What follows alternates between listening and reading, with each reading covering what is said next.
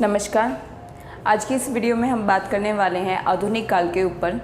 जैसे कि आप बहुत टाइम से मेरे चैनल पर जुड़े हुए हैं और आप जानते हैं कि इस चैनल पर हम कई सारी प्लेलिस्ट बना चुके हैं, जिसमें आदिकाल, भक्ति काल, रीति काल, ये तीनों काल हम पूरी तरह से कंप्लीट कर चुके हैं और अब बचता है हमारा आधुनिक काल।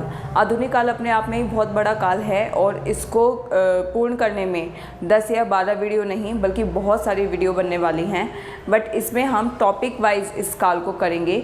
और आज की जो हमारी वीडियो है ये आदिकाल के परिचय के लिए है, जिसमें मैं आपको संपूर्ण आदिकाल एक शॉर्ट व्यू उसका देने वाली हूँ कि हम क्या क्या पढ़ने वाले हैं आदिकाल में, वो आज की वीडियो में हम जानेंगे। और इससे पहले की अगर आपको किसी भी काल की वीडियो देखनी है तो आप प्लेलिस्ट में जाकर देख सकते हैं, चैनल पर विज़िट करके देखें। भाषा से रिलेटेड, लिपि से रिलेटेड, अनुच्छेद और हिंदी व्याकरण से संबंधित वीडियो भी चैनल पर बनी हुई है, आप इस पे देख सकते हैं। और अगर चैनल पर नए हैं तो सब्सक्राइब ज़रूर करें। वीडियो को पूरा देखने के बाद पसंद आती है तो लाइक और शेयर करें। ये सभी वीडियो किसी भी ऐसे एग्ज़ाम जिसमें हिंदी साहित्य या हिंदी व्याकरण से प्रश्न आते हैं उन सभी के लिए बहुत ही यूज़फुल है, तो आप इसको अपने एग्ज़ाम के अकॉर्डिंग देख सकते हैं। तो आइए शुरुआत करते हैं आधुनिक काल की, जिसके बारे में आज हम जानेंगे। आधुनिक काल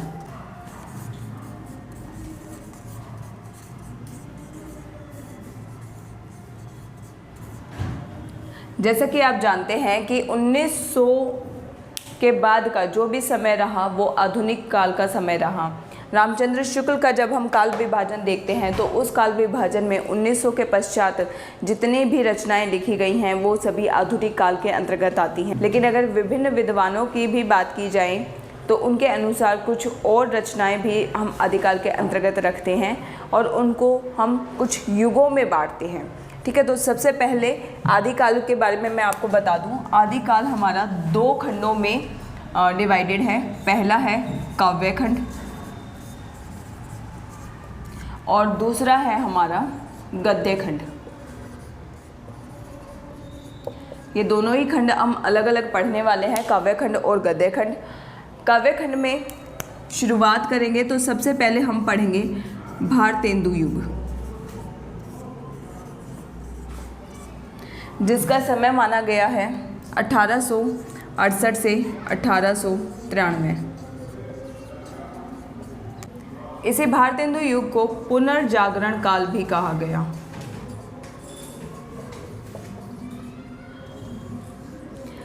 इसके बाद हम पढ़ने वाले हैं द्विवेदी युग, जिसे जागरण सुधार काल का नाम भी दिया गया।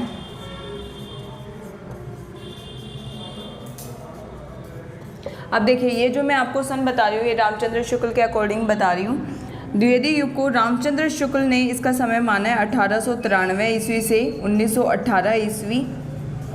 लेकिन डॉक्टर नगेंद्र की बात करें तो डॉक्टर नगेंद्र के अनुसार द्विवेदी युग का समय 1900 से शुरू होकर 1918 ईस्वी तक रहा। नंबर 3 पर हम बात करेंगे छायावाद काल की। छायावाद युग या छायावादी युग भी हम इसको कहते हैं। इसका जो समय रहा 1918 से 1936 ईस्वी। नेक्स्ट आ जाता है छायावादोत्तर काल। छायावादोत्तर काल में वो सभी रचनाएं जो छायावाद के बाद प्रारंभ हुई वो आ जाता है। अब छायावादोत्तर युग जो है उसमें भी कोई एक पार्ट नहीं रहेगा बल्कि वो भी कई सारे पार्ट्स में डिवाइड हो जाता है। सबसे पहले हम बात करेंगे, इनका समय नहीं है बट इनका आरंभ है। जैसे मैं बात करूं, प्रगतिवाद आया छायावादोत्तर काल में, प्रगतिवाद आया। उसके बाद प्रयोगवाद आया। प्रयोगवाद के साथ नई कविता भी आई, नई कविता।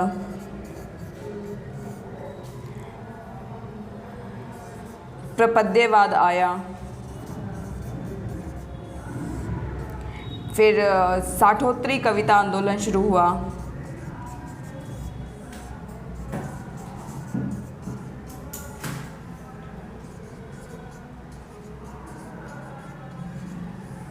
इसके साथ ही नवगीत, हिंदी गज़ल,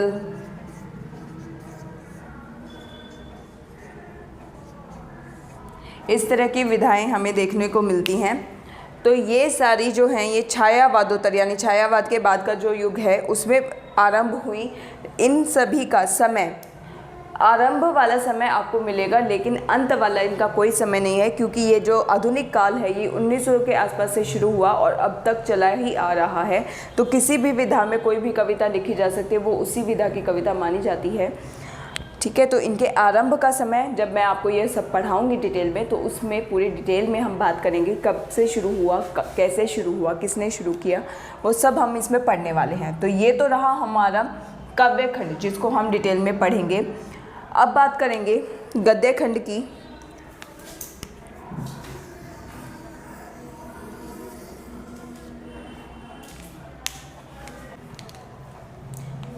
गद्य खंड में हम जो पढ़ने वाले हैं, जैसे आप जानते हैं गद्य खंड में सबसे पहले तो हम यही देखेंगे कि हिंदी गद्य का विकास कैसे हुआ।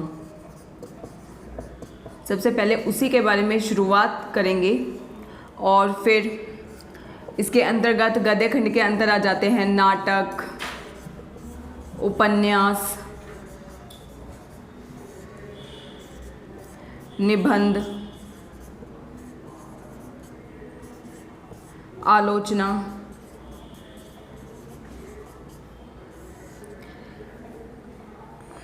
और कहानी।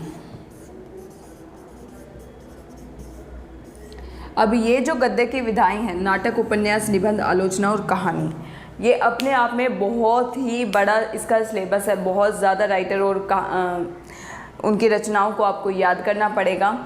तो ये सब जो हैं ये डिटेल में होने वाले हैं, क्योंकि इस एक विधा के अंदर कई सारे युग बने हुए हैं। ठीक है, जैसे एक नाटक की ही मैं जैसे आपको बता देती हूँ। एक नाटक है, नाटक की शुरुआत सिर्फ कुछ नाटकों से नहीं होने वाली है, बल्कि उसके अंदर उत्थान बनाए गए हैं। 5 उत्थान बनाए गए हैं। प्रथम उत्थान, द्वितीय उत्थान, तृतीय उत्थान जिसका नाम दिया गया है, और जिसको प्रथम उत्थान जैसे भारतेंदु युग हो गया, द्वितीय उत्थान में द्विवेदी युग हो गया। इस तरह से 5 उत्थान बनाए गए हैं और सभी की अलग अलग रचनाएं हैं, अलग अलग लेखक हैं, उनके बारे में हमें याद करना पड़ेगा जिससे प्रश्न पूछे जाते हैं। तो ये जो 6 के 6 जो टॉपिक्स हैं बहुत ज़्यादा अपने आप में रचनाओं और लेखकों को समेटे हुआ है। उसके बाद हम बात करते हैं तो हिंदी गद्य में हमें जो पढ़ना है वो हमारा रहेगा आत्मकथा, जीवनी,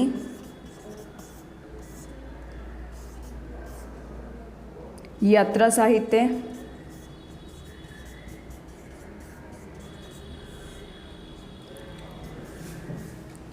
इंटरव्यू या फिर जिसको हम साक्षात्कार भी बोलते हैं, डायरी विधा, पत्र साहित्य,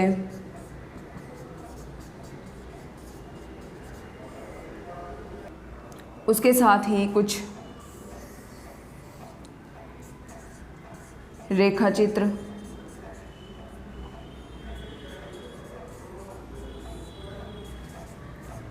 संस्मरण, गद्य काव्य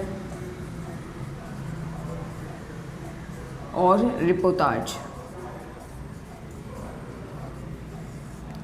ये सभी हमारे गद्य को लिखने की कुछ अन्य विधाएं हैं, लेकिन इसमें जो रचनाएं हैं वो इनके मुकाबले काफ़ी कम रचनाएं हैं, काफ़ी कम लेखक हैं। तो इसको पढ़ते पढ़ते आप बोर भी नहीं होंगे और इनमें से भी क्वेश्चंस पूछे जाते हैं। ठीक है, जैसे नाटक में से आपके पास मैक्सिमम 2 क्वेश्चन आ जाएंगे, लेकिन इसमें से एक क्वेश्चन मिल गया आपको, इससे एक मिल गया, इससे एक मिल गया। तो मतलब कम रचनाओं को याद करके आप ज़्यादा क्वेश्चन अटैम्प्ट कर सकते हैं। तो हम यहीं से शुरुआत करने वाले हैं। आधुनिक काल में हम सबसे पहले शुरुआत करने वाले हैं यहीं से। आत्मकथा, जीवनी, यात्रा साहित्य, इंटरव्यू, डायरी विधा, पत्र साहित्य, रिपोर्टाज, संस्मरण, रेखाचित्र, इन सब के बारे में हम बात करेंगे विस्तार से। यहीं से शुरुआत करेंगे क्योंकि ये छोटे छोटे टॉपिक्स हैं। 2 से 3 वीडियो में एक टॉपिक कवर हो जाएगा हमारा, जिससे आपको कम समय में ज़्यादा चीज़ें सीखने को मिल जाएंगी। और उसके पश्चात जब ये सारा ख़त्म हो जाएगा तब हम आएंगे अपने एक साइड हम गद्य भी करते जाएंगे और एक साइड हम काव्य भी करते जाएंगे। तो एक साथ लेके चलेंगे ताकि जब भी आपका एग्ज़ाम होगा उससे पहले हमारा काफ़ी सिलेबस कवर हो जाए। तो उम्मीद है आपको आज की वीडियो पसंद आई है और आपको समझ में आया है कि हम आधुनिक काल में क्या क्या पढ़ने वाले हैं। ये सारा डिटेल एक व्यू आप ले सकते हो, स्क्रीनशॉट ले सकते हो इसका। ये सब हम आगे आने वाली वीडियो में पढ़ने वाले हैं। और इसके अलावा कोई भी टॉपिक जो आप पढ़ना चाहते हैं, चाहे वो हिंदी व्याकरण का हो या हिंदी साहित्य का हो, आप मुझे कमेंट बॉक्स में लिख के बता सकते हैं। मेरी पूरी कोशिश रहेगी कि मैं उस टॉपिक पर भी आपके लिए वीडियो लेकर आऊँ। तो अगर आप इस चैनल पर नए हैं तो इसे सब्सक्राइब ज़रूर करें, वीडियो को लाइक और शेयर करें और बने रहें मेरे साथ इस चैनल पर। धन्यवाद।